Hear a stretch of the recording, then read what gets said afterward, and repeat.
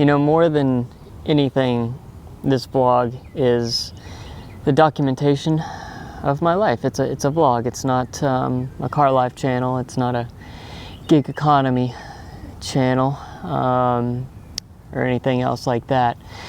It's just about my life. We're back in my home city, Dallas, Texas. Yesterday was a film day, okay? I didn't film at all. Today is edit day. I should be editing this video. But yesterday I drove, what was it, 10 hours? I literally drove all day yesterday to get back here. I had a family emergency pop up, not my direct family, but it might as well be. Just pray for one of my closest friends, okay, guys? You know, the next couple of vlogs may be kind of weird or different, but that's okay. There's nowhere I'd rather be right this second than here, okay?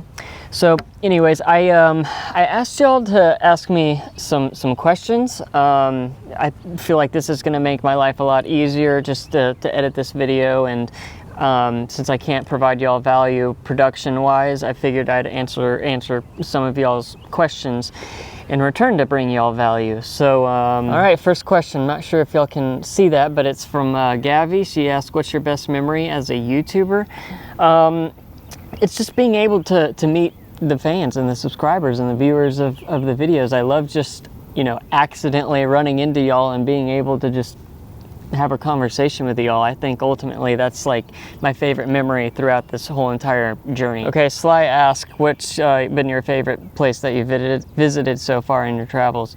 I think there's one spot in every spot that I've gone to that I've loved, whether it was LA, here in Texas, Florida. I can't answer that question. Okay, last question on the Discord. Dank Zero asks, are you gonna test try some of the Colorado herbs?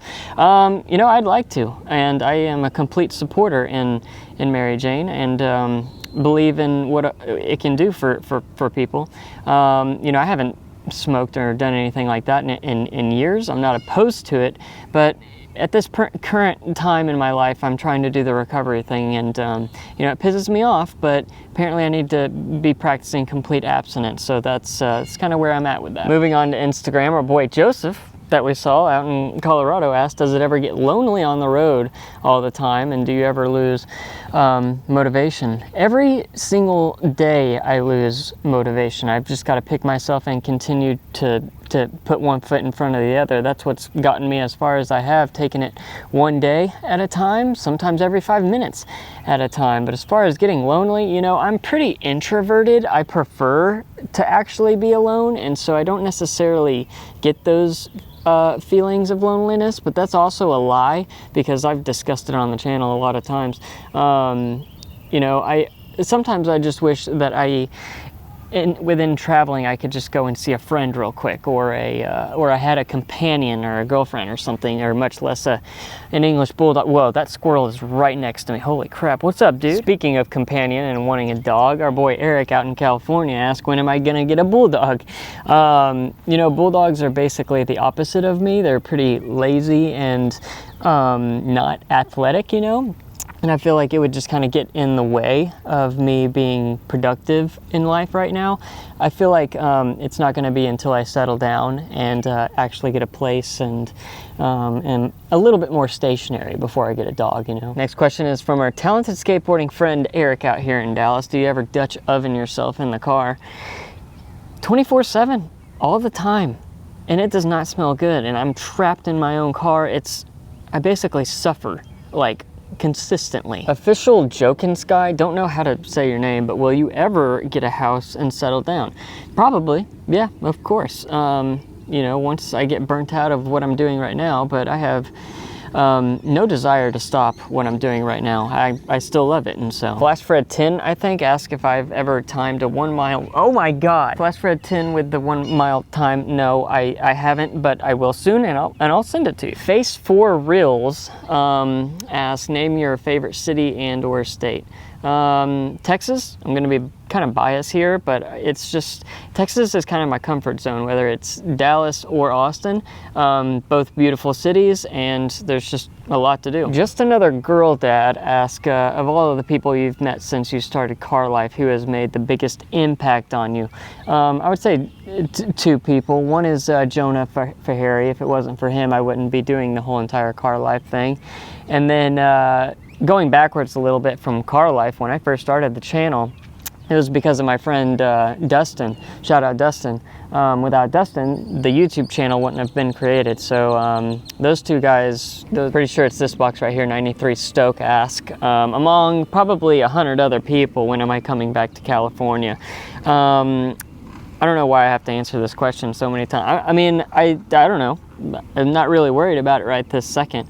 You know, I'm kind of just going with the flow. I feel like on the east side, but y'all know how spontaneous I am. Rezas or something like that ask, does skateboarding help with mental illness? 100%, okay?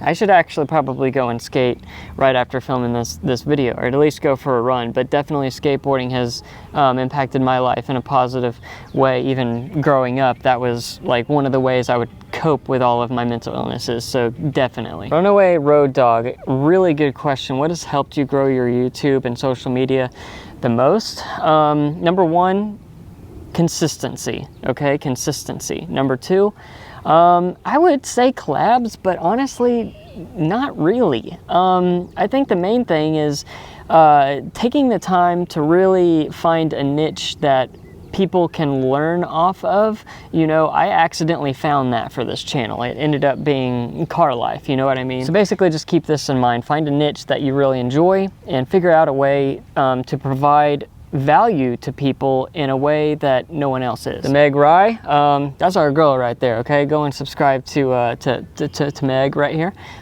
She wants to know about vlogging in public.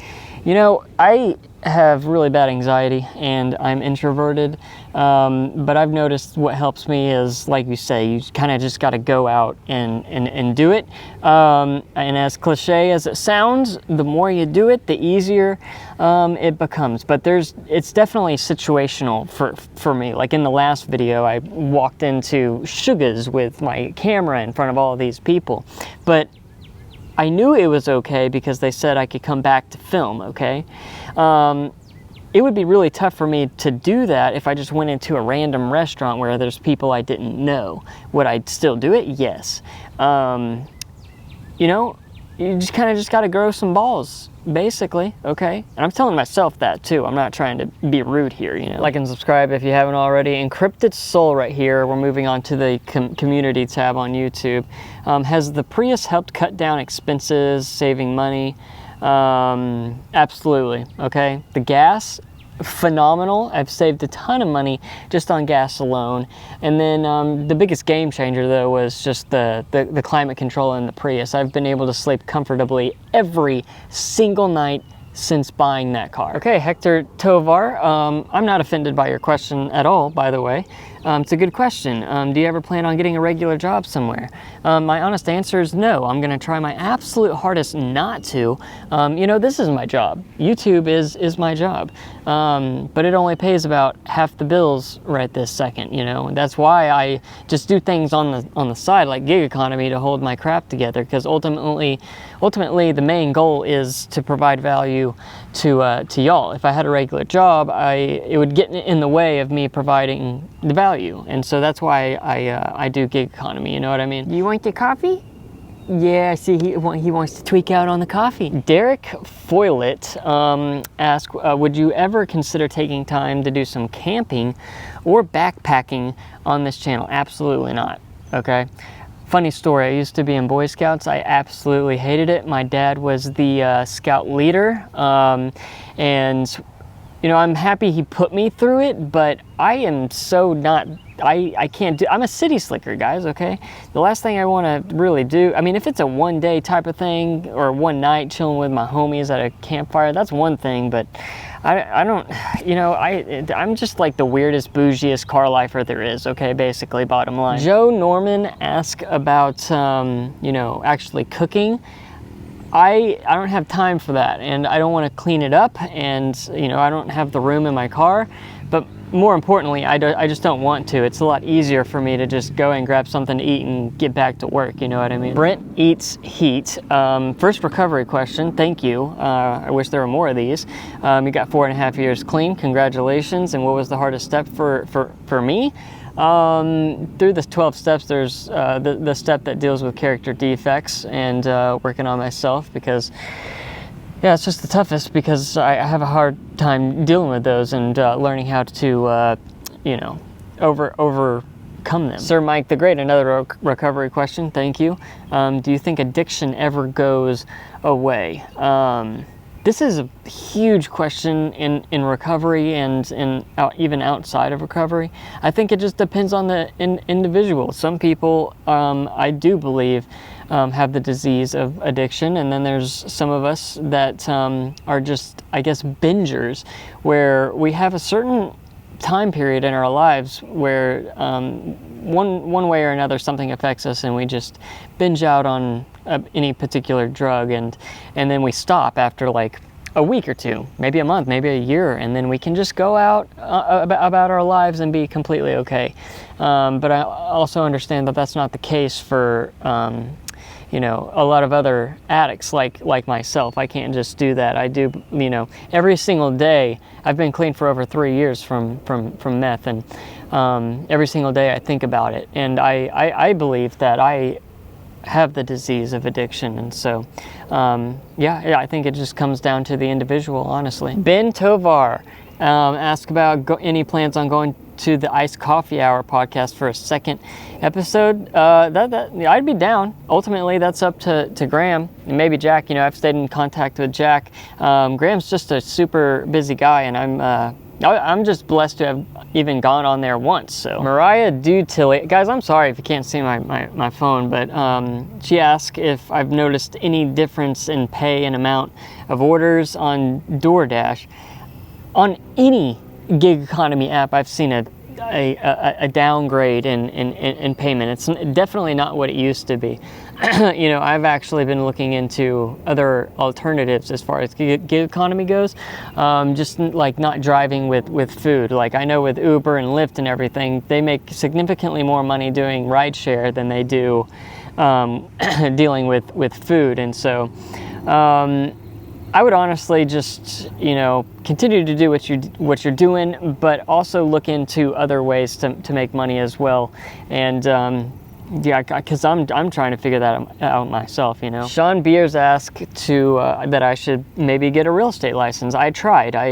When I was in Florida, I tried like 6 times to pass the test, and I failed, and I just took it as a sign as it's not the field that I should be in. But 2 of my best friends are in real estate, so if I ever wanted to get into maybe the investing side once you know, I've gotten older or I've saved up some money, I would definitely consider doing that. But having a license would keep me in one area, you know what I mean? And that's clearly not a good idea for me being a nomad. Marcos Garcia asked about medication and have I found anything that helps me? No, not really. You know, I probably should take medication, one for ADD and one for depression, but I've always noticed that anything that I'm ever prescribed, I end up abusing. And so I've just been trying to take the natural route, which is just running, trying to eat as healthy as I can, and prayer and meditation, etc. Mr. Justin 47 asked, have I ever been caught by the police while sleeping in my car? Oh yeah. Yeah, a couple times. It's not really that big a deal. They just wake you up and say, oh, you can't stay here. And then most of the time, the cops will be like, I do know of another spot that you can stay. Not that big a deal, honestly. Mr. DeGaldi asked, did I ever try bath salts when they were popular? I remember that time period, dude. But no, it was just all meth for me. I love the drug questions. I wish I would have gotten more drug or recovery questions. All right, guys, that's about all the time I have. A lot of these questions were pretty repetitive, so if I didn't get around to your question, I am sorry. You know, maybe we can make this Q&A thing like a bi-weekly thing. I think that would be really cool. I hope y'all took away some value from this video. Again, I'm sorry. Just life happens when you least expect it, and I hope y'all can understand that. I really need to go and see my friend now. I will update y'all in the next vlog.